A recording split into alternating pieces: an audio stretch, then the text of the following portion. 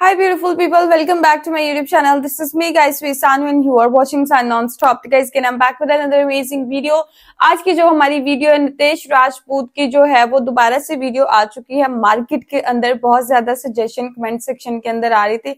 एक दो डीएम जो है वो मुझे इंस्टाग्राम पर भी आए थे इसके बारे में कि जो है वो इंडिया पाकिस्तान पार्टीशन जो है वो एक्सप्लेन किया।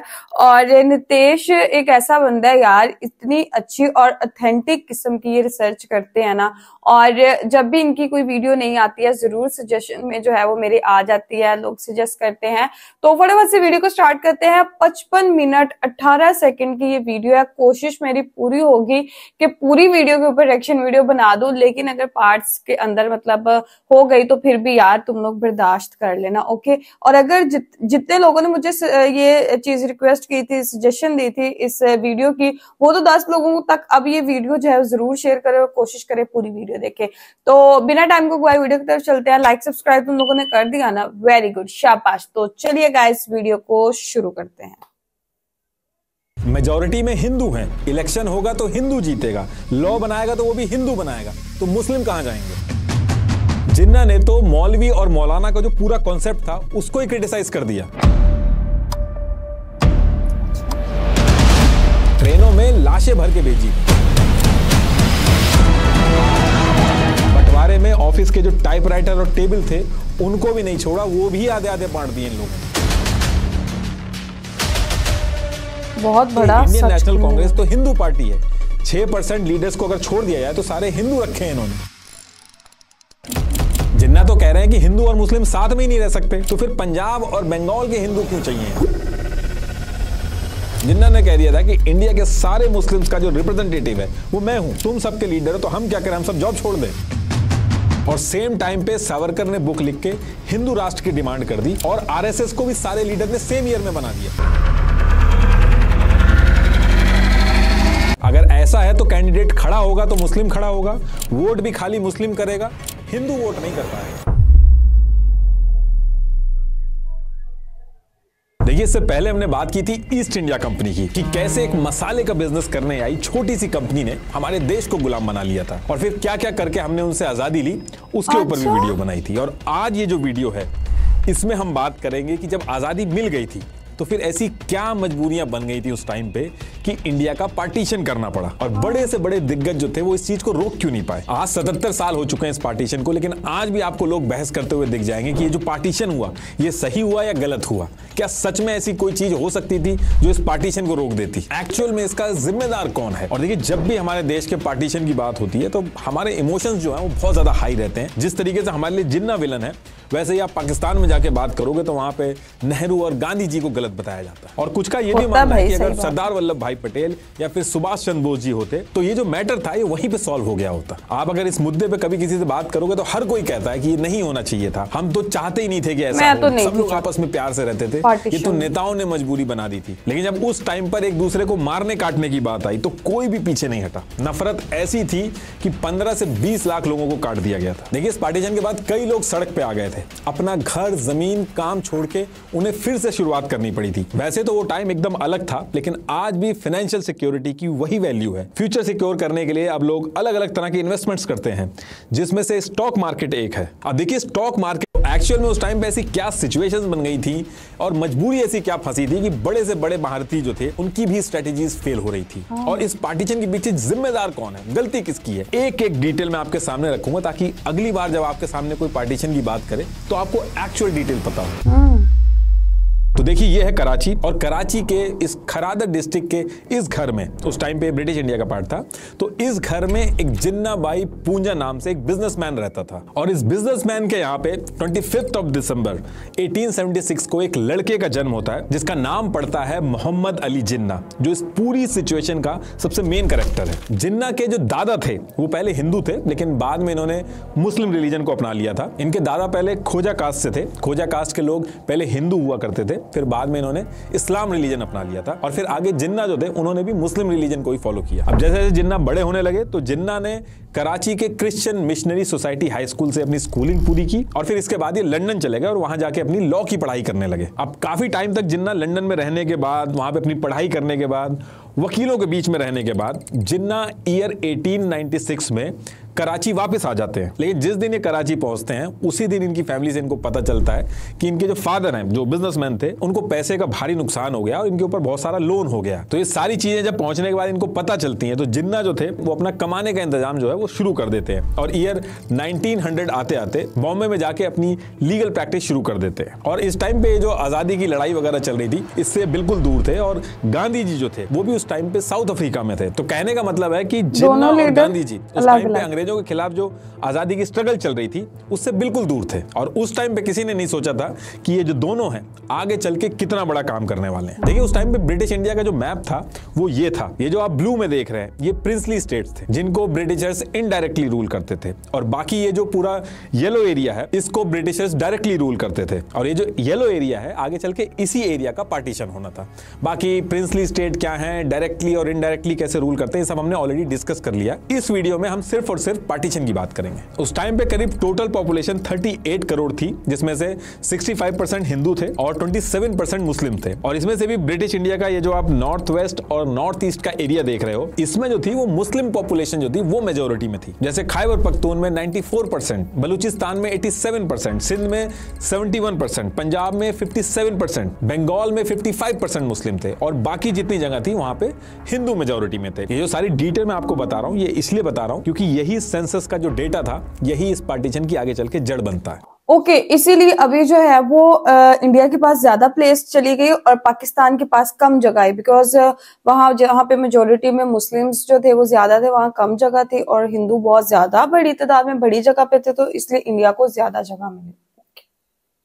अब देखिए काफी टाइम तक ये सारी चीज चलती हैं। इसके बाद ईयर आता है 1903 और फ्रीडम फाइटर जो थे इन्होंने अंग्रेजों की नाक में दम कर रखा था। हिंदू मुस्लिम सारी कम्युनिटी जो थी वो एक साथ मिलके अंग्रेजों को परेशान कर रही थी और इसमें भी सबसे ज्यादा दिक्कत जो ब्रिटिशर्स के सामने आ रही थी वो बंगाल से आ रही थी। उस टाइम का बंगाल प्रोविंस जो था वो बहुत ही बड़ा था। आज का वेस्ट बंगाल, बिहार, असम, छत्तीसगढ़, झारखंड, बांग्लादेश ये सब आता था उसमें। जितने भी फेमस पॉलिटिशियंस थे, लॉयर्स, इंटेलेक्चुअल्स बंगाल से ही ब्रिटिशर्स को निशाना बनाते थे। तो कहने का मतलब है कि उस टाइम पे बंगाल जो था वो रिवॉल्यूशनरी एक्टिविटीज का हब बन चुका था और इस वजह से ब्रिटिशर्स जो थे इस पूरे जगह से बहुत ज्यादा गुस्सा रहते थे। अब होता क्या है कि जब ये सारी एक्टिविटीज बहुत ज्यादा बढ़ने लगती हैं तो इसके 2 साल बाद यानी कि ईयर 1905 में वाइसरॉय लॉर्ड कर्जन बंगाल से डील करने के लिए एक प्लान बनाते हैं। उनको वहां पे रहते रहते एक चीज समझ में आ गई थी कि इंडियंस को रिलीजन के नाम पे बांटा जा सकता है और अगर ये किसी तरीके से इनकी यूनिटी ब्रेक कर देते हैं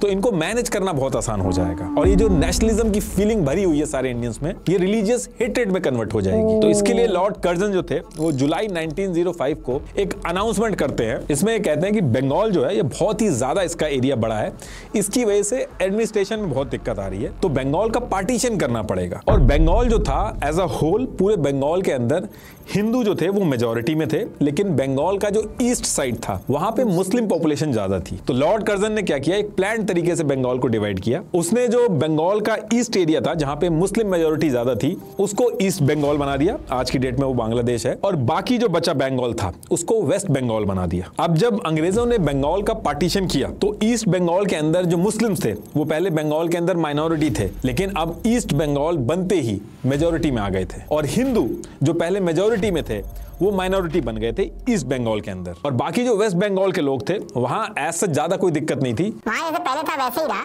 लेकिन वेस्ट बंगाल के लोग भी गुस्सा हो गए थे क्योंकि उनके हाथ से आधा बंगाल चला गया था। Rejoicing turned quickly into horror and mourning. Throughout this vast land, Hindus and Muslims seek safety in new surroundings.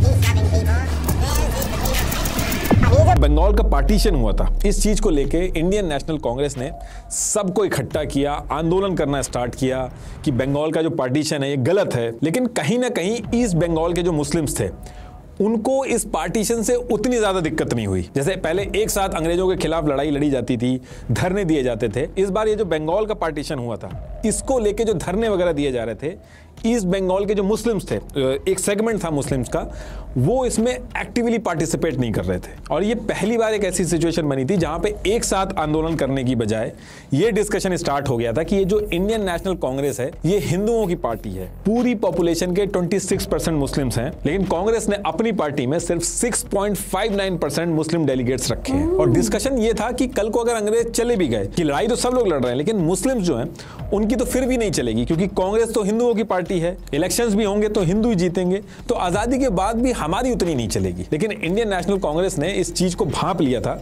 उनको समझ में आ गया था कि ये जो रिलीजियस एंगल उठने लगा है ये इस पूरे मूवमेंट को खराब कर देगा। तो उन्होंने अपने हर स्टेप में एक ही स्टांस रखा। वो स्टांस ये था कि उन्होंने ये कहा कि देखिए, रिलीजन जो है वो आपका एक प्राइवेट मैटर है, रिलीजन के बेस पे पॉलिटिक्स करना बहुत ही डेंजरस हो सकता है। और उन्होंने हर कम्युनिटी को जाके यही चीज समझाई कि हम अंग्रेजों के खिलाफ जिस आजादी की लड़ाई लड़ रहे हैं उसमें हम एक सेकुलर इंडिया को देखते हैं, जिसमें हर धर्म, हर कम्युनिटी के लिए जगह होगी, आपको कोई भी डरने की बात नहीं। कांग्रेस ने यही मैसेज कन्वे किया कि नेशनलिज्म और देश जो है वो किसी भी धर्म या कम्युनिटी से बड़ा होता है। इनफैक्ट जो उस टाइम पे धर्म की बात करते थे उनको कांग्रेस वाले कम्युनल बोलते थे। लेकिन ये जो बंगाल का पार्टीशन हुआ था इसमें हिंदू मुस्लिम के बीच में एक दरार पड़ चुकी थी और अंग्रेजों का जो प्लान था वो काम करने लगा था। और ये जो टाइम चल रहा था इसी बीच में जिन्ना की भी एंट्री होती है पॉलिटिक्स में। ईयर 1906 में कांग्रेस कलकत्ता के अंदर एक सेशन कर रही थी, इसी में जिन्ना आए थे और जिन्ना ने कांग्रेस को ज्वाइन कर लिया था। देखिए, थोड़ा सा जिन्ना के बारे में बता देता हूं आपको। जिन्ना की जो आज इमेज है,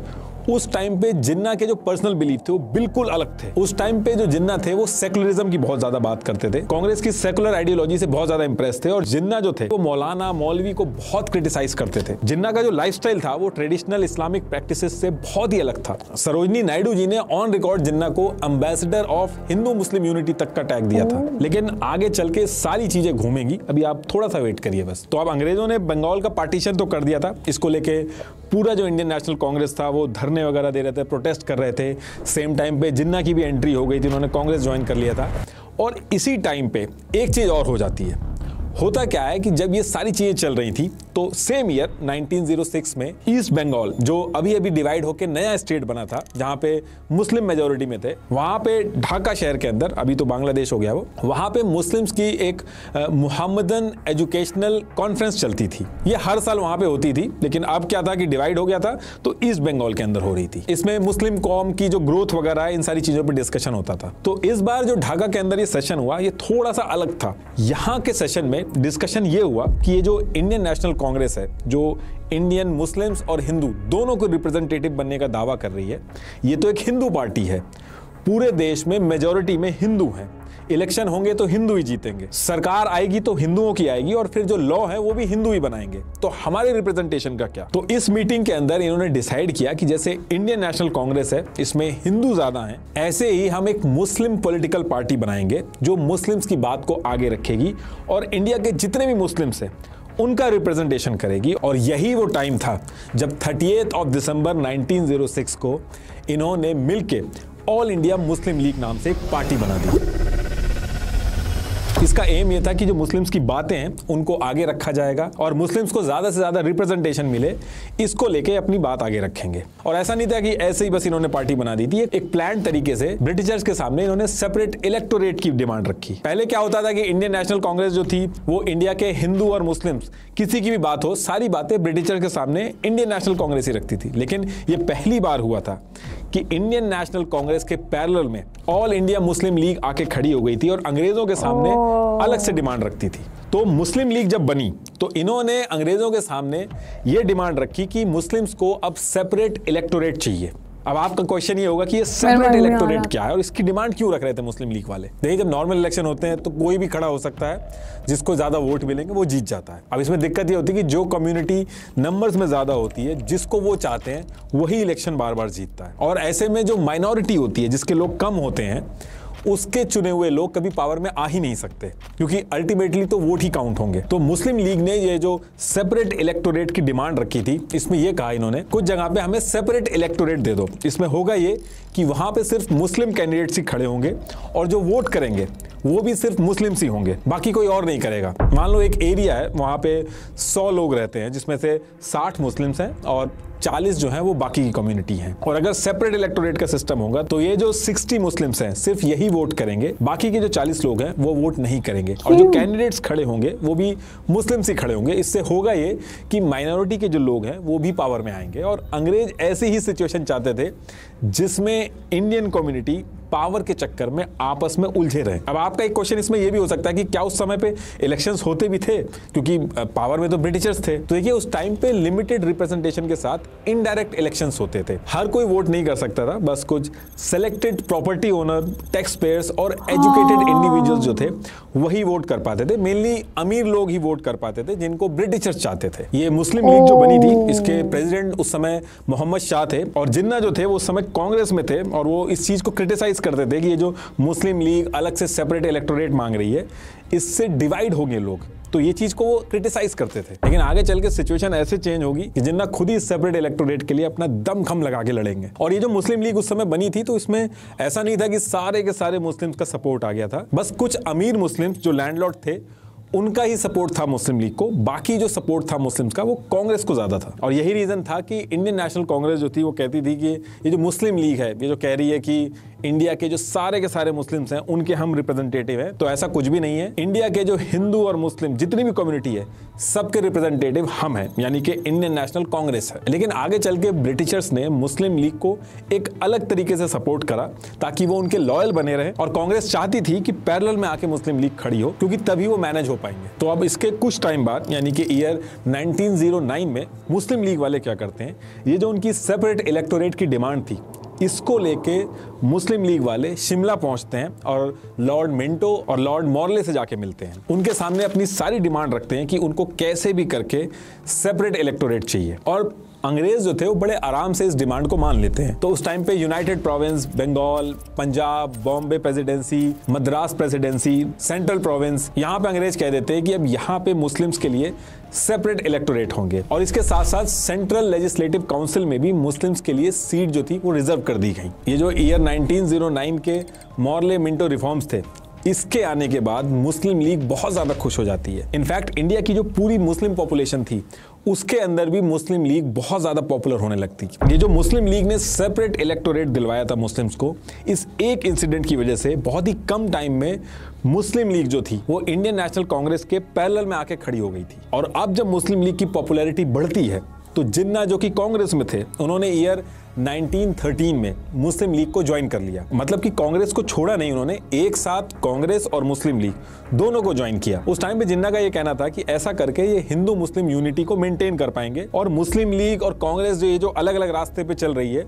इससे काफी दिक्कतें आएंगी आजादी में। तो एक रास्ता बनाया जाएगा जिससे मुस्लिम लीग और कांग्रेस जो है वो एक साथ आके अपने मेन गोल को अचीव करे, ब्रिटिशर से आजादी, ना कि आपस में लड़े। और इस चीज से कांग्रेस जो थी वो भी खुश थी, क्योंकि कांग्रेस कुछ भी करके मुस्लिम लीग को अपने साथ ही रखना चाहती थी, वो और डिवाइड नहीं करना चाहती थी। और मुस्लिम लीग ज्वाइन करने के बाद जिन्ना जो थे वो इन दोनों की मीटिंग करवाते हैं लखनऊ के अंदर, जिसको लखनऊ पैक्ट के नाम से भी जाना जाता है।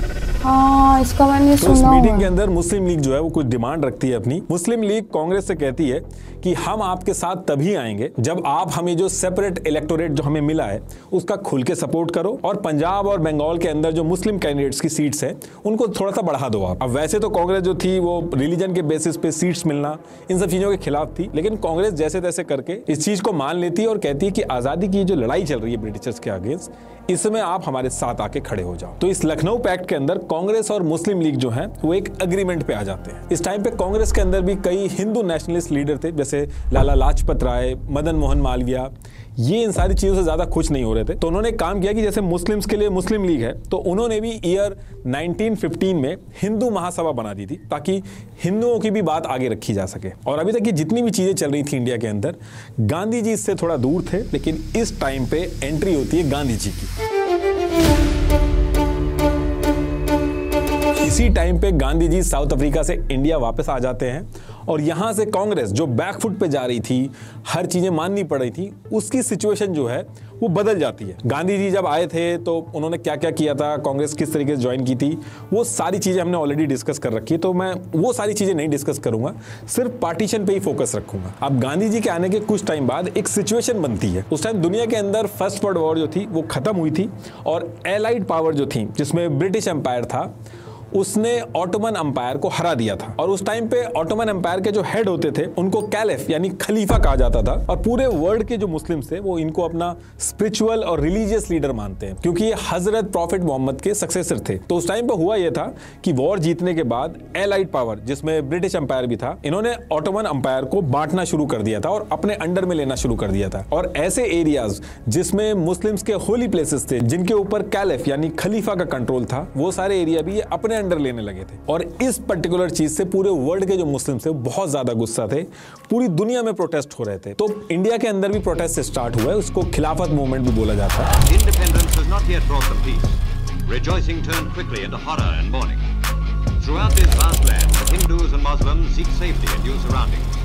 Peace-loving people, theirs is the real time. और अली ब्रदर जो थे उन्होंने इस खिलाफत मूवमेंट को इंडिया के अंदर स्टार्ट किया था।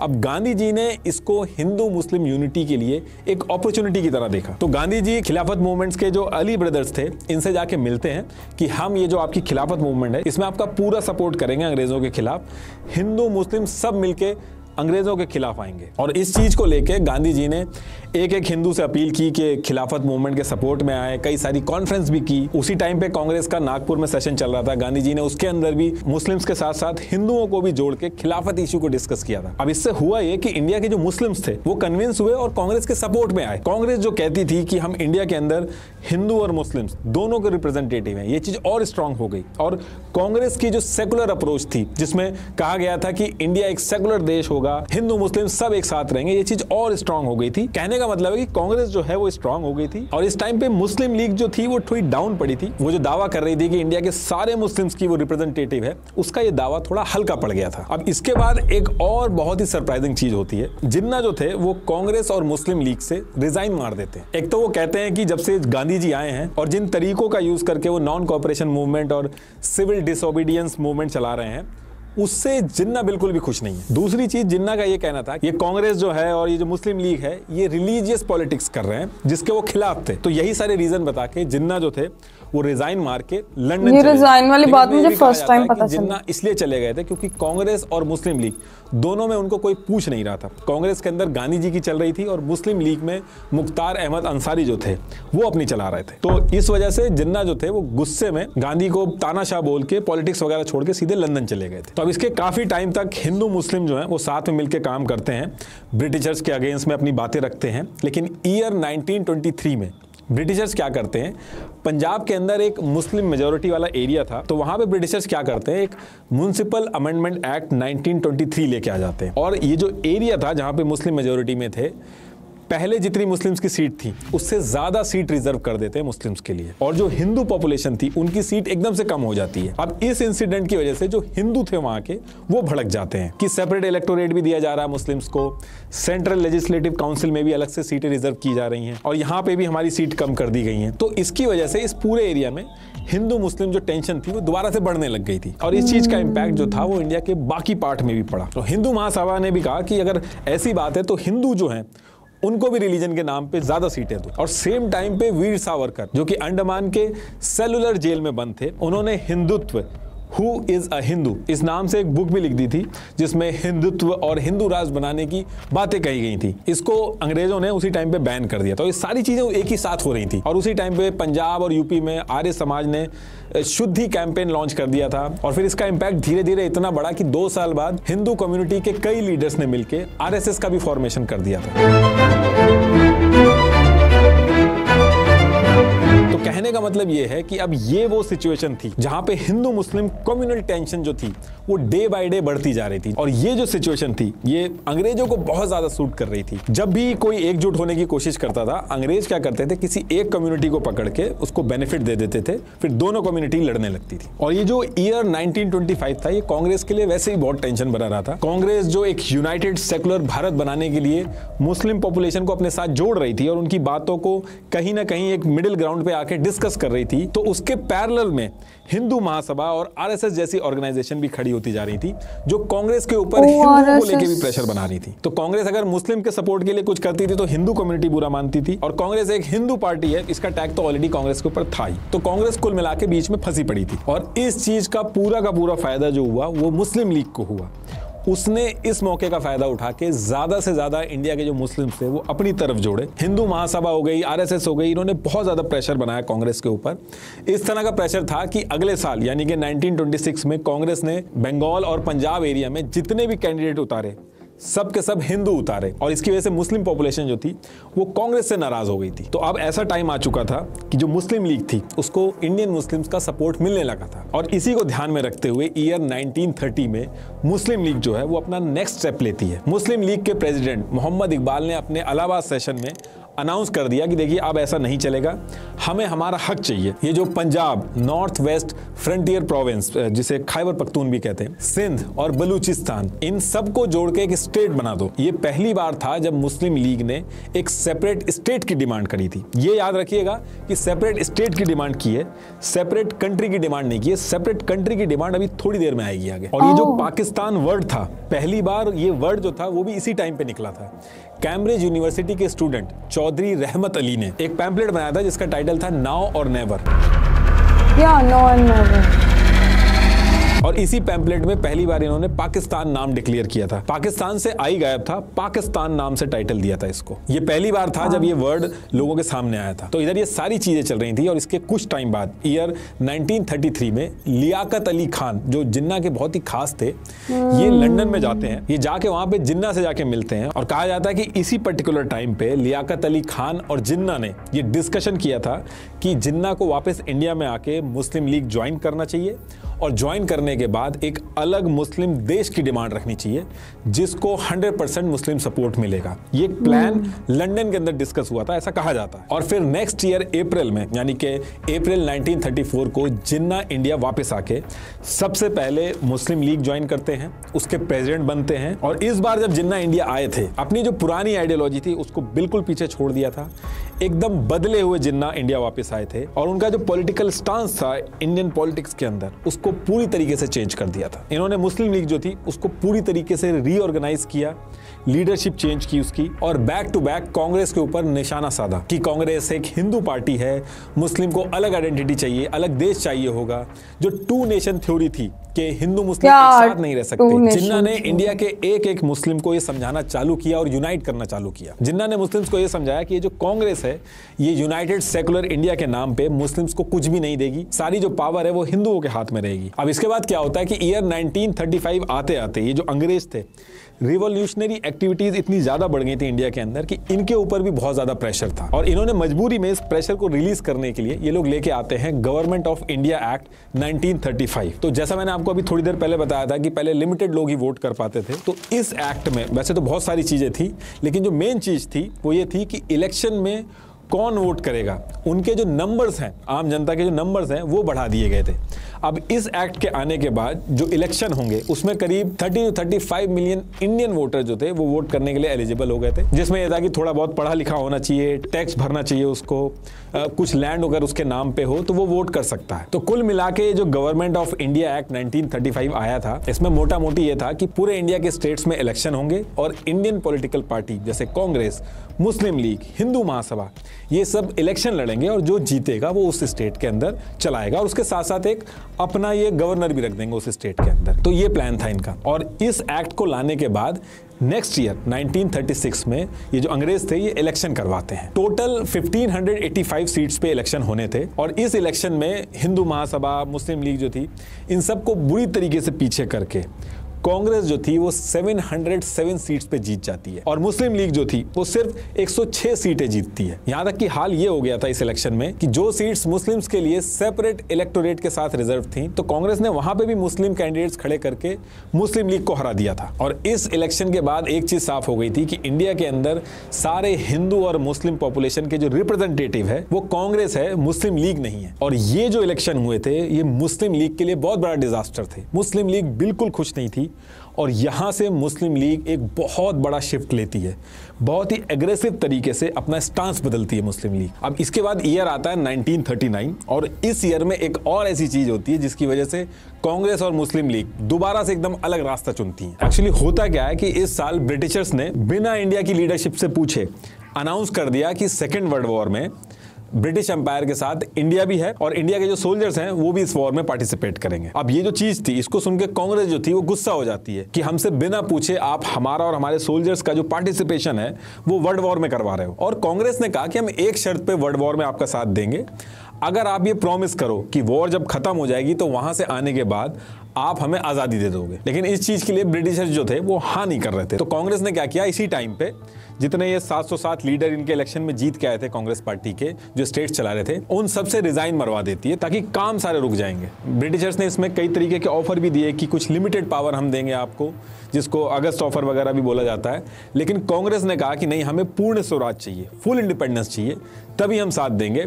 इसके बाद क्रिप्स कमीशन वगैरह बहुत सारी चीजें आई, लेकिन कांग्रेस अपनी बात पे अड़ी रही। कांग्रेस का यह मानना था कि ये एग्जैक्ट सही टाइम है ब्रिटिशर्स के ऊपर प्रेशर बना के आजादी लेने का। और इसी टाइम पे कांग्रेस ने अपने आंदोलन जो है वो बहुत तेज कर दिए थे। गांधी जी ने क्विट इंडिया मूवमेंट जो था वो शुरू कर दिया था। मुस्लिम लीग की लीडरशिप ने सोचा कि ये एकदम सही टाइम है कि ब्रिटिशर्स का यहाँ पे सपोर्ट करो जब उनको सबसे ज्यादा जरूरत है, और जब वॉर खत्म होगी और हम उनको सपोर्ट करेंगे तो वो हमें भी फेवर करेंगे, जैसे वो पाकिस्तान की जो डिमांड कर रहे थे, इन सारी चीजों को लेके वो फेवर करेंगे। तो मुस्लिम लीग, जिसके बारे में ऑलरेडी कहा जाता था कि ये ब्रिटिशर्स की बहुत ही लॉयल है, वो अपना अनकंडीशनल सपोर्ट ब्रिटिशर्स को इस टाइम पे दे देती है। हिंदू महासभा यहाँ पे कहती है कि अगर मुस्लिम लीग जो है वो अपनी सीट नहीं छोड़ रही है तो हम भी नहीं छोड़ेंगे। तो उन्होंने भी अपनी सीट नहीं छोड़ी और अंग्रेजों को सपोर्ट किया। तो ये वो टाइम था जब कांग्रेस की जितनी भी लीडरशिप थी सबने रिजाइन कर दिया था, और क्विट इंडिया मूवमेंट की वजह से आधे से ज्यादा लीडर जो थे वो जेल के अंदर थे। तो इस पर्टिकुलर टाइम पे कांग्रेस थोड़ी सी बैकफुट पे थी, और इसी टाइम पे हिंदू महासभा और मुस्लिम लीग जो थे वो बहुत ही स्ट्रांग हुए थे और दोनों ग्रुप आपस में खुल के लड़ रहे थे। मुस्लिम लीग का कहना था कि हम मुस्लिम इंटरेस्ट को प्रोटेक्ट करेंगे, और उधर हिंदू महासभा का कहना था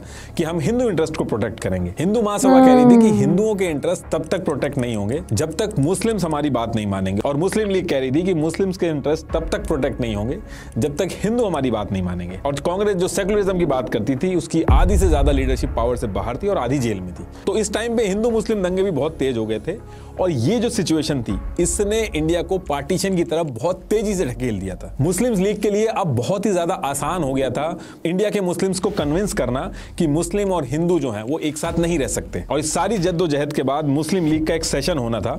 इस सेशन में इन्होंने अब ऑफिशियली एक रेजोल्यूशन पास करके अनाउंस कर दिया कि हिंदू मुस्लिम जो है वो एक साथ नहीं रह सकते। इसलिए इंडिया के जो मेजोरिटी वाले स्टेट्स हैं जैसे पंजाब, सिंध, NWFP यानी कि north west frontier province, Baluchistan, Bengal और आसाम, ये सबको मिला के हमें एक अलग पाकिस्तान चाहिए। और कांग्रेस तो पहले से ही कहती आ रही थी कि इंडिया का पार्टीशन बिल्कुल भी नहीं होगा। तो दोनों पार्टियां अपनी अपनी बात पे अड़ी हुई थी और एक डेडलॉक सिचुएशन हो गई थी। अब इसके बाद क्या होता है कि ईयर 1945 आते आते सेकेंड वर्ल्ड वॉर खत्म हो जाती है। यूके बहुत वीक हो चुका था और यूएस और यूएन से भी यूके के ऊपर बहुत ज्यादा प्रेशर आ रहा था कि आपकी जितनी भी कॉलोनीज हैं उनको आप छोड़ दो। इनफैक्ट इंडिया के अंदर भी जितने भी फ्रीडम फाइटर्स थे उन्होंने बहुत ज्यादा अंग्रेजों को परेशान कर रखा था। अंग्रेज खुद डरे हुए थे कि ब्रिटिश इंडिया की आर्मी में जो इंडियन सोल्जर्स हैं वो उल्टा अंग्रेजों के ऊपर अटैक ना कर दें। तो कहने का मतलब है कि इस पर्टिकुलर ईयर में यानी कि 1945 में यूके की सिचुएशन पूरी तरीके से बदल चुकी थी और यूके का इंडिया से निकलने के अलावा और कोई सोल्यूशन नहीं बचा था। तो यूके चाहता था कि इससे पहले कि नाम खराब हो या हम पे अटैक करें, हम पे मार के हमें निकालें, इससे बढ़िया खुद ही हमें निकल जाना चाहिए। और सेम टाइम पे ये जो वॉर खत्म हुई थी यूके के अंदर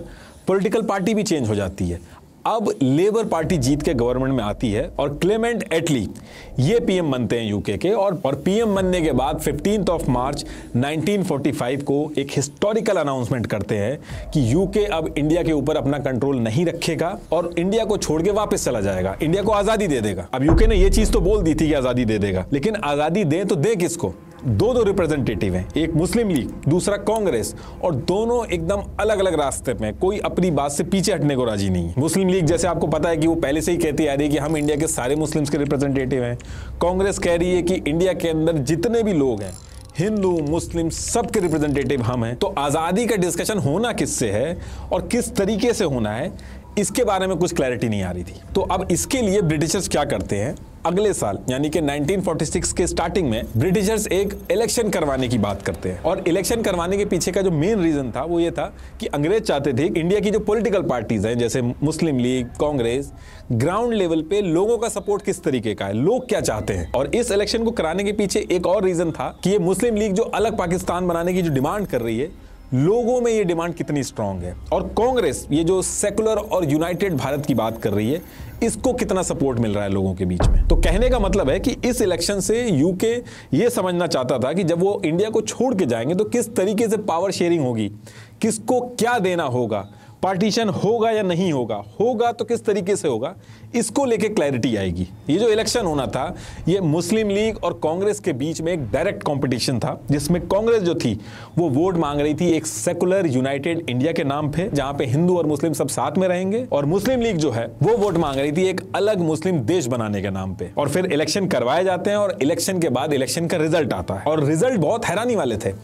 कांग्रेस हिंदू मेजोरिटी वाले एरिया में जीत जाती है। 1585 सीट्स में से 923 सीट्स कांग्रेस को मिल जाती हैं। लेकिन इसमें सरप्राइजिंग बात यह थी कि मुस्लिम लीग जो थी, जो मुस्लिम रिजर्व एरिया थे, उसमें उसको 90% से ज्यादा वोट मिले थे। टोटल 482 सीट्स में से 425 सीट्स मुस्लिम लीग बड़े आराम से जीत गई थी। मतलब कि इस इलेक्शन से साफ हो गया था कि मुस्लिम लीग जो है वही इंडिया के मुस्लिम्स की असली रिप्रेजेंटेटिव है। और इस इलेक्शन के बाद कहीं ना कहीं हर किसी को रियलाइज हो गया था कि अब इंडिया का पार्टीशन होके रहेगा। ब्रिटिशर्स ने ट्राई किया कि दोनों पार्टी जो है कांग्रेस और मुस्लिम लीग, इनको मिला के एक इंटरिम गवर्नमेंट भी बनाई जाए, लेकिन मुस्लिम लीग ने उसमें काम ही नहीं होने दिया। जिन्ना अलग देश की डिमांड पे पूरी तरीके से अड़े हुए थे और नेहरू जो थे वो भी अपनी बात से पीछे नहीं हट रहे थे। अब सिचुएशन ऐसी थी कि ब्रिटिशर्स को जल्दी से जल्दी इंडिया से निकलने था, लेकिन फिर से कोई सोल्यूशन बन नहीं रहा था।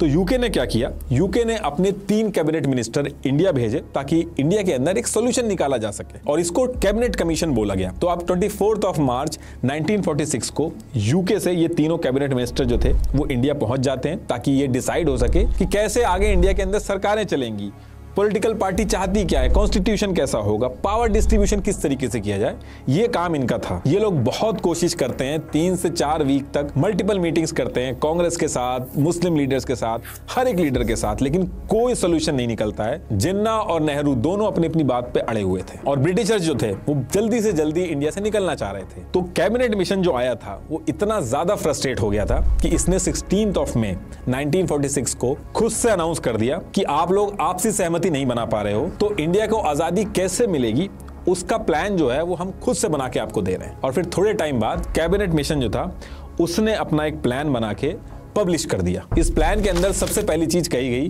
कि इंडिया का कोई भी पार्टीशन नहीं होगा।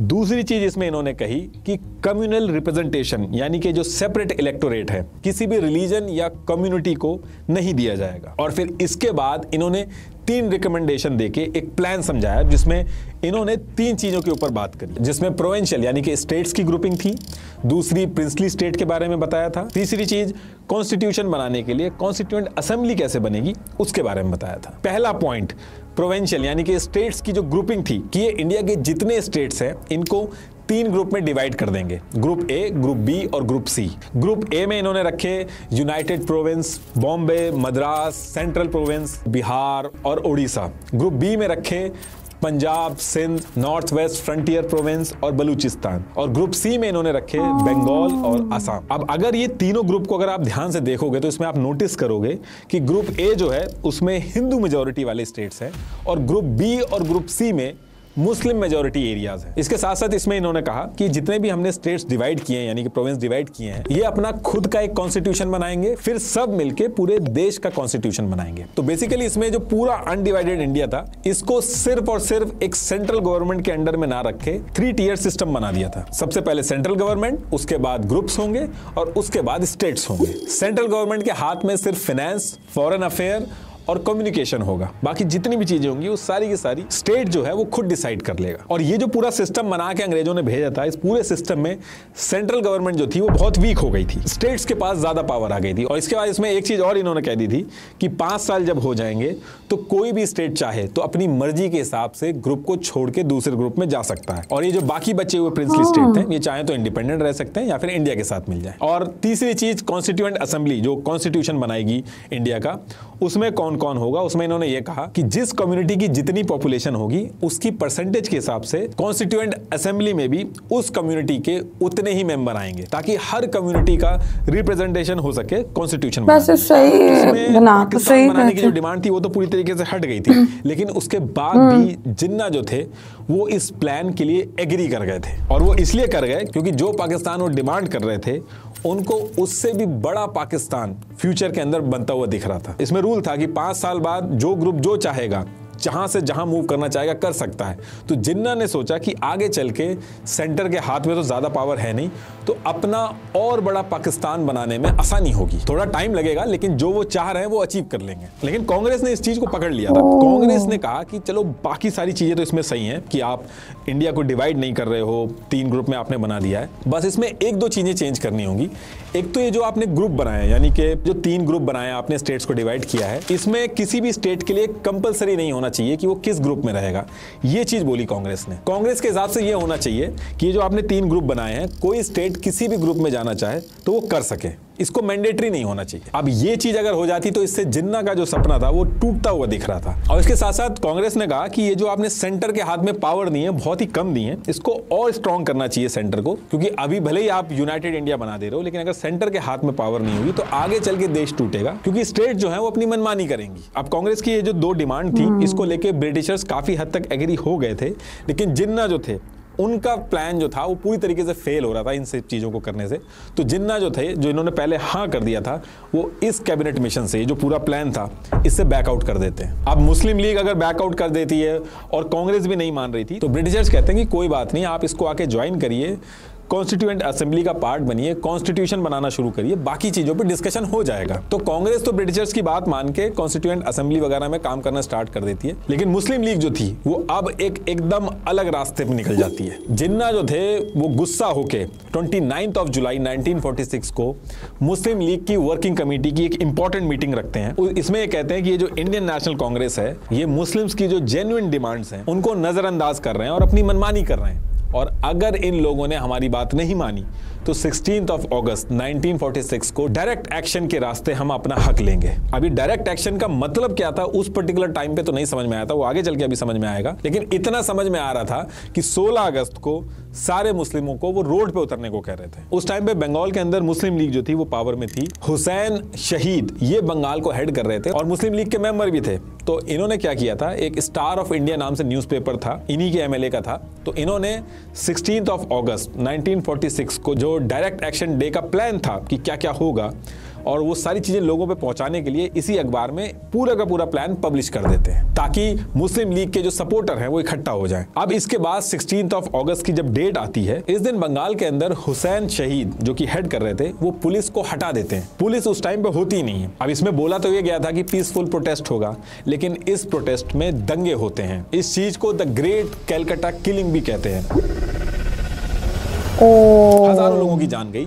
फिर धीरे धीरे करके इंडिया के बाकी जगह पे हिंदू मुस्लिम एक दूसरे की जान के प्यासे हो गए। पूरे इंडिया के अंदर लोग एक दूसरे को निकाल निकाल के काट रहे थे।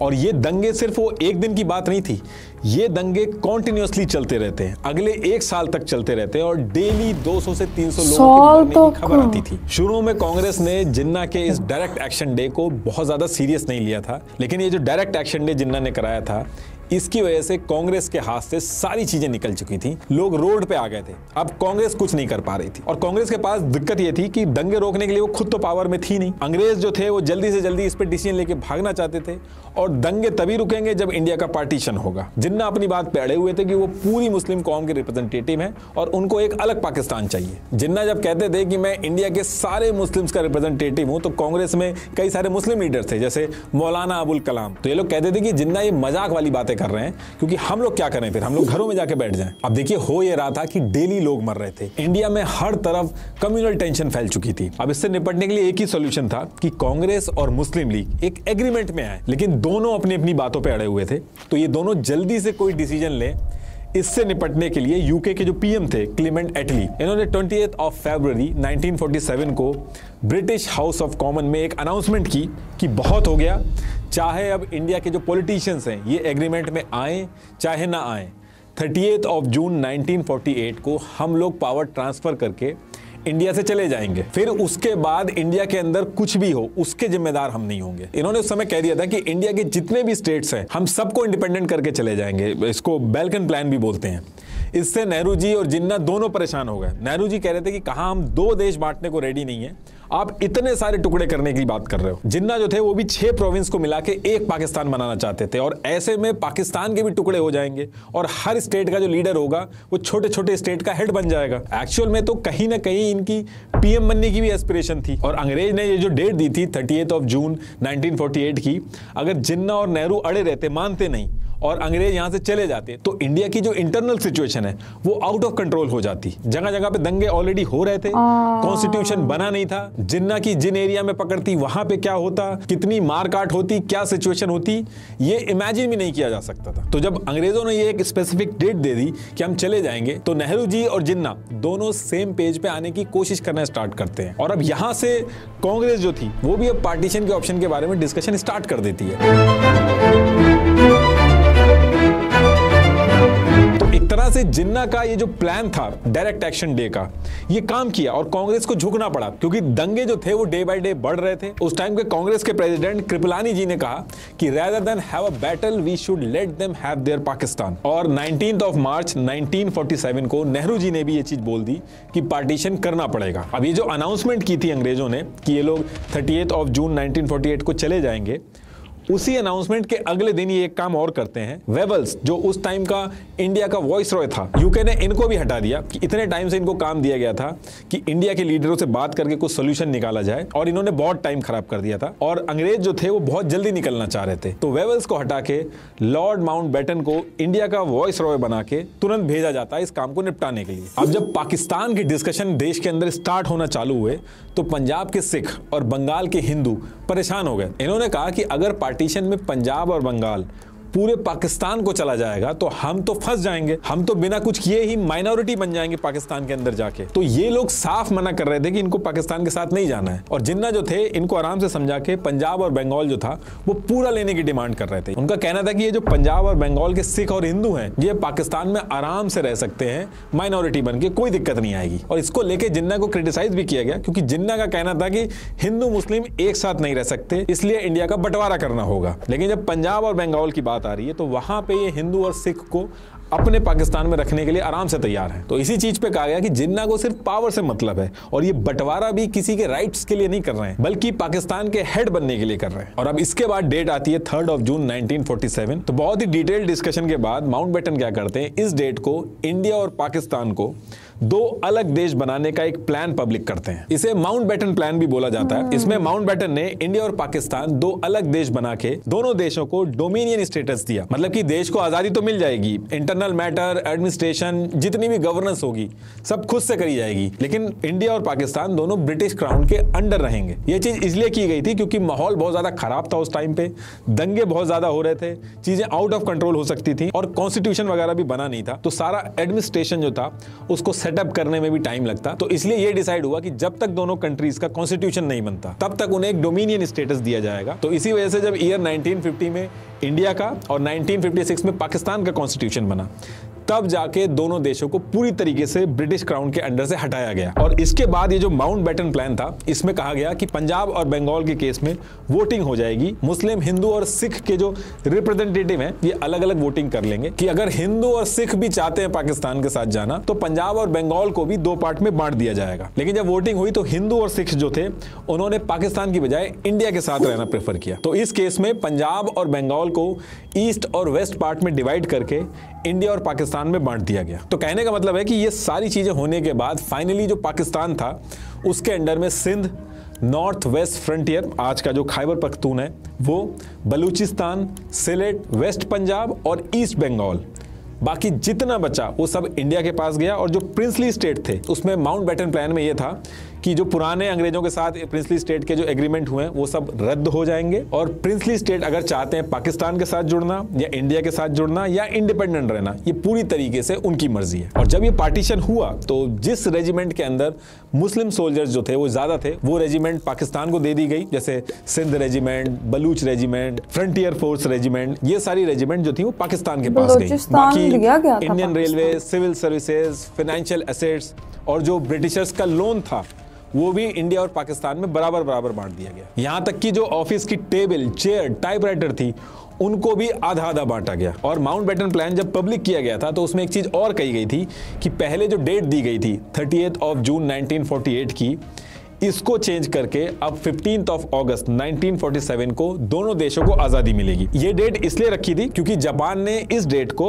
अलाइड फोर्सेस के सामने सरेंडर किया था और माउंटबेटन जो थे उस टाइम साउथ ईस्ट एशिया में सुप्रीम कमांडर थे, तो ये डेट जो थी वो यादगार बनाना चाहते थे और बहुत क्लोज थी उनके, तो इसीलिए उन्होंने ये डेट फिक्स करी थी। इसके बाद माउंटबेटन प्लान में ये कहा गया था कि एक कमेटी बनाई जाएगी जिसके जो चेयरमैन है वो रेडक्लिफ होंगे और इंडिया और पाकिस्तान का बॉर्डर कहां से जाएगा और किस किस जगह से जाएगा ये कमेटी वो चीज फिक्स करेगी। कांग्रेस वर्किंग कमेटी के मेंबर राजा जी ने कहा था कि अच्छा हुआ कि आजादी की जो डेट है वो 38 जून 1948 से चेंज कर दी गई थी, क्योंकि अगर अंग्रेज अगले साल तक के लिए रुकते तो कोई पावर बचती ही नहीं जिसको ट्रांसफर किया जा सकता। इस पूरे माउंटबेटन प्लान को जब कांग्रेस और मुस्लिम लीग ने एक्सेप्ट कर लिया तो इसको 4 जुलाई 1947 को इंडियन इंडिपेंडेंस बिल के नाम से बहुत ही जल्दबाजी में ब्रिटिश पार्लियामेंट में लेके जाया गया और फिर जल्दी जल्दी डिस्कशन करके इस बिल को यूके के parliament, house of common, house of Lord में पास करके और फिर अगले दिन यूके के जो किंग थे उनसे साइन करा के ये जो बिल था अब ये एक्ट बन जाता है जिसका नाम होता है इंडिया इंडिपेंडेंस एक्ट 1947। इसी एक्ट के थ्रू हमें आजादी मिली थी। अब इसके तुरंत बाद जो इंडिया पाकिस्तान का जो बॉर्डर बनने के लिए कमीशन बना था उसके चेयरमैन रेडक्लिफ, इनको कहा जाता है कि जल्दी से जल्दी इंडिया पाकिस्तान का बॉर्डर बनाओ और इसके लिए इनको सिर्फ 3 वीक का टाइम दिया गया। ये जो रेडक्लिफ थे जिनको बॉर्डर बनाने का काम दिया गया था, इनको इंडिया के बारे में कुछ भी नहीं पता था, ना तो कभी इससे पहले ये इंडिया आए थे और यहां तक इनको पंजाब एक्चुअल में पड़ता कहां पे है ये तक नहीं पता था। तो इनको इंडिया का जो कल्चर है, इंडिया की जियोग्राफी है, उसके बारे में कुछ भी आइडिया नहीं था। लेकिन इन्होंने क्या किया, इंडिया के मैप को एक पेपर पे मंगवाया और जहां बॉर्डर बनाना था वहां की डिस्ट्रिक्ट का हिंदू मुस्लिम पॉपुलेशन का सारा डेटा मंगवाया। फिर ये एक एक डिस्ट्रिक्ट उठा के इन्होंने हिंदू मुस्लिम मेजोरिटी वाले एरिया के हिसाब से बॉर्डर बनाते चले गए और ऐसे करके इन्होंने एक पेपर पे इंडिया के 2 टुकड़े कर दिए। अब इसके बाद डेट आती है 14 अगस्त 1947, लेकिन अभी तक बॉर्डर कहां पे बनाया जाएगा ये चीज रेडक्लिफ ने ऑफिशियली अनाउंस नहीं की थी, तो किसी को भी नहीं पता था कि इंडिया पाकिस्तान का बॉर्डर होगा कहां पे। अब नेक्स्ट डे 15 अगस्त 1947 यानी कि टेक्निकली 14 अगस्त 1947 की रात को 12 बजे के बाद इंडिया और पाकिस्तान की आजादी डिक्लेयर होनी थी। लेकिन पाकिस्तान अपनी इंडिपेंडेंस इंडिया के साथ नहीं मनाना चाहता था, वो अपनी आइडेंटिटी इंडिया से अलग रखना चाहता था। और इसके साथ साथ माउंटबेटन जो इंडिया के वॉइसरॉय थे उनके लिए भी 15 अगस्त को कराची और दिल्ली में एक साथ आजादी की जो सेरेमनी थी उसको अटेंड करना एक चैलेंज था। तो पाकिस्तान ने 14 अगस्त को ही अपनी इंडिपेंडेंस अनाउंस कर दी और जब ये चीज कर दी गई तो ब्रिटिश अथॉरिटी जो थी उसने भी 14 अगस्त को ही पाकिस्तान की जो इंडिपेंडेंस थी उसको अपने रिकॉर्ड में रखा और नेक्स्ट डे 15 अगस्त को इंडिया को इंडिपेंडेंस मिल जाती है। The national flag, saffron, white and green tricolour, was publicly unfurled. For the rest, it was proud, proud, proud, all rejoicing over the birth of the Dominion of India. Independent India के जो पहले governor थे वो Mountbatten को ही बनाया गया था। ऐसा इसलिए किया गया था क्योंकि अभी भी काफी सारे एसेट्स बचे थे, उनका डिवीजन होना था और इंडिया और पाकिस्तान के बीच में स्मूथली पावर ट्रांसफर होने में भी बहुत सारी चीजें थी। तो इन सारी चीजों के लिए एक न्यूट्रल आदमी चाहिए था। तो ये सारी चीजों को देख के इंडिया ने फैसला लिया था कि आजाद भारत के जो गवर्नर जनरल बनेंगे वो लॉर्ड माउंटबेटन ही बनेंगे। लेकिन पाकिस्तान की तरफ जिन्ना ने खुद को बनाया था गवर्नर जनरल। अब आजादी के 2 दिन बाद यानी कि 17 अगस्त 1947 को इंडिया पाकिस्तान का जो एक्चुअल बॉर्डर था रेडक्लिफ उसको अनाउंस कर देते हैं। अब उस टाइम पे इंफॉर्मेशन इतनी आसानी से नहीं पहुंचती थी, तो कई कई जगह पे तो ऐसा हुआ कि लोग अपना काम कर रहे थे तो कोई आके जाके बताता था कि यहां से अब घर छोड़ के चलना पड़ेगा, अब ये इंडिया नहीं रहा, अब ये पाकिस्तान हो गया। ये जो इस टाइम पे हर किसी को पावर लेने की जल्दी थी, किसी को पावर छोड़ के जाने की जल्दी थी, इसकी वजह से जो मिसमैनेजमेंट हुआ उसकी वजह से बहुत लोगों की जान गई। जैसे ही अनाउंसमेंट होती है बॉर्डर की तो बांग्लादेश के अंदर ये जो यहाँ पे रहने वाले हिंदू थे वो माइग्रेट होकर यहाँ जाना चालू कर देते हैं और यहाँ के रहने वाले मुस्लिम जो थे वो माइग्रेट होकर यहाँ जाना चालू कर देते हैं। यहीं पे तो मसला शुरू। पंजाब की बात करें तो इस साइड लाखों सिख इधर माइग्रेट होना चालू कर देते हैं, ऐसे ही मुस्लिम जो थे वो इधर माइग्रेट होना चालू कर देते हैं। और इन दोनों एरिया में सबसे ज्यादा कम्युनल टेंशन थी पहले। तो इस पूरे माइग्रेशन में बहुत ज्यादा मारकाट हुई, कई जगहों पे लाइन लगी होती थी, एक दूसरे को लोग कहते थे कि मेरा घर मैं वहां पे छोड़ के आ रहा हूं, तुम वहां पे जाके रह लेना। इस तरीके की हालात हो गए थे। अब ये माइग्रेशन ऐसा नहीं था कि गाड़ियां आई सबको बैठा के ले गई, इस माइग्रेशन में बहुत ही ज्यादा बड़े स्केल पे दंगे स्टार्ट होते हैं, औरतों के कपड़े फाड़े जाते हैं, जबरदस्ती होती है, लोग एक दूसरे को काटना शुरू कर देते हैं, ट्रेनों में लाशें भर के भेजी जाती थी, रातों रात लोगों को अपना घर छोड़ के भागना था और अपनी जान बचानी थी, और इसके बाद भी अपने अच्छे खासे घर छोड़ के उनको रिफ्यूजी कैंप में जाना था। लोगों में आपस में नफरत किस लेवल की थी इसका अंदाजा आप इस तरीके से लगा सकते हो कि पार्टीशन हो चुका था, सॉल्यूशन हो चुका था, अब किसी भी बात का कोई भी मतभेद नहीं था, उसके बाद भी 10 से 20 लाख लोग पार्टीशन होने के बाद, सॉल्यूशन मिलने के बाद भी काट दिए गए। आज भी अगर आपके आसपास कोई ऐसा परिवार होगा या आपके जानने में कोई ऐसा होगा जो पार्टीशन के टाइम पे जो लोगों के बच्चे होंगे अभी, अगर आप उनसे बात करोगे तो बताएंगे कितना खतरनाक था। कई ऐसे केस भी थे जहां 20-20 साल होने के बाद भी लोग रोते थे कि मुझे मेरे घर बॉर्डर के उस पार भेज दो, मुझे घर वापस जाना है। और सबसे बड़ी बात, जिन्ना जो इस बंटवारे के लिए अड़े हुए थे, ये सब होने के बाद अगले ही साल उनको टीबी हो जाता है और उससे उनकी डेथ हो जाती है। और फिर इसके बाद 26 जनवरी 1950 को जब इंडिया का कॉन्स्टिट्यूशन बनता है, तब इंडिया का जो डोमिनियन स्टेटस था वो हट जाता है और इंडिया को पूरी तरीके से आज़ादी मिल जाती है। पाकिस्तान का जो डोमिनियन स्टेटस था वो 23 मार्च 1956 को हटा था और फिर पाकिस्तान भी पूरी तरीके से आज़ाद हो गया था। लेकिन आज की डेट तक लोग इस बंटवारे को भूले नहीं है, आज भी उनके दिल में जो उस टाइम पे हुआ था वो सारी चीजें रहती हैं। लास्ट में एक बार फिर से आपको बता दूं, सॉवरेन अपने नए यूजर्स को ओके गाइस, तो बहुत अच्छी, बहुत इंफॉर्मेटिव ये वीडियो थी और क्या उसे कहते हैं ना कि ऑथेंटिक इंफॉर्मेशन थी, सबूतों के साथ इंफॉर्मेशन हम लोगों तक पहुंचाई गई। पाकिस्तान के अंदर, पाक स्टडीज के अंदर हम लोगों ने जितना भी अपनी पूरी जिंदगी पढ़ लिया ना, सब कुछ मुझे लग रहा है कि वो सारा कुछ झूठ था। बिकॉज अभी नितेश के मुंह से जो एविडेंस वगैरह देखे वो टोटली डिफरेंट है। तो अभी हम लोगों को वो एक्सेप्ट करना, अभी हमने क्या पढ़ा था, ये क्या दिखा रहे हैं, क्या हुआ था। और उस टाइम पर अगर जो है वो आप लोगों को पता है दंगे फसाद होना स्टार्ट हो गए थे और जो है वो एक दिन के अंदर 200 से 300 लोगों को जो है वो डेली बेसिस के ऊपर मारा जाता था। और पार्टीशन होने के बाद भी इतने लोग मरे यार, जो यहाँ से वहां, वहां से यहाँ बॉर्डर क्रॉस कर रहे थे ना, लाशें बिछ गई थी। आप लोगों को पता है, मैं हमारे ना मोहल्ले में एक औरत रहती थी, वो बहुत ज्यादा बुजुर्ग थी, मैं उनसे अक्सर पूछती थी, शी वॉज मुस्लिम, अब उनकी डेथ हो चुकी है।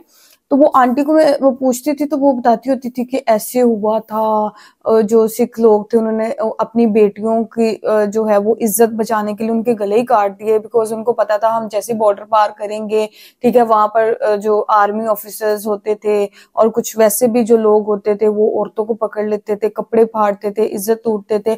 तो उनको क्या करते थे, उनके गले काट के अपनी बेटियों के वो खुद ही नदी के अंदर बहा देते थे या फेंक देते थे अपनी बेटियों को कि उनकी इज्जत महफूज रहे।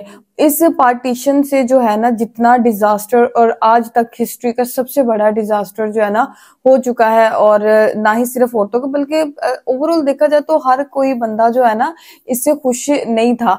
ठीक है, कुछ चंद एक लोग थे कि वो मतलब ये पार्टीशन चाहते थे। अब एक टाइम पे ये हुआ कि ठीक है, पार्टीशन के लिए थोड़ा बहुत इन्होंने लोगों को उकसाया, लेकिन जब पार्टीशन के लिए बहुत ज्यादा वो एक चीज नजर आ गई सामने कि लोग लड़ मर रहे थे, फिर पार्टीशन ही हल था और कोई हल था ही नहीं, क्योंकि डेली बेसिस पे 200 से 300 लोग जो थे वो कट रहे थे, वो मर रहे थे। तो पार्टीशन जो है ना वो एक जरूरी अमल बन चुका था। अगर ना होता तो डेली बेसिस पे उतने ही लोग मरते, बिकॉज वो सिचुएशन हो चुकी थी ना।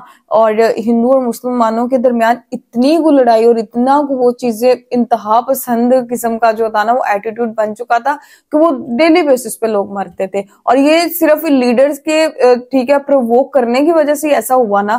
तो खैर मैं अब ज्यादा इस पे क्या बोलूं, आप लोग समझदार हैं, सारी चीजें समझ सकते हैं। अच्छी इंफॉर्मेशन थी और मुझे ये सारी इंफॉर्मेशन सुन के जो है वो एक तो मेरा बहुत दिल ऐसी, मैं जब सुनती हूँ ना पीछे बैक पे जाके कितने लोग मरे थे, कटे थे, ऐसे औरतों के साथ हुआ था। बांग्लादेश की भी जब मैंने 1971 की जो है वॉर की स्टोरी सुनी खान सर की, तब भी मैं मेंटली तौर पर बहुत ज्यादा वो जो है ना परेशान हो जाती, स्ट्रेस हो जाती हूँ कि यार उस टाइम के क्या हुआ होगा, कैसे हुआ होगा। तो आप लोगों का जो है वो इसके ऊपर क्या ओपिनियन है, आप लोग अपनी राय कमेंट सेक्शन के अंदर जरूर दीजिएगा। पार्टीशन पसंद आई कि नहीं आई, मैं अपनी ओपिनियन दूं, मुझे पार्टीशन नहीं पसंद है। मेरा ख्याल था कि पार्टीशन ना होती, सब एक साथ मिलकर रहते तो वो अच्छा होता। तो आप लोगों के ख्याल से पार्टीशन होनी चाहिए थी कि नहीं होनी चाहिए थी? लाइक करें, सब्सक्राइब करें, दोस्तों के साथ इस वीडियो को शेयर करें। घंटे एक की वीडियो बनाई है, अब तुम लोगों ने इसको जो है वो जरूर शेयर करना है। ओके, तो चलिए कैसे मिलते हैं नेक्स्ट वीडियो के अंदर। Bye bye.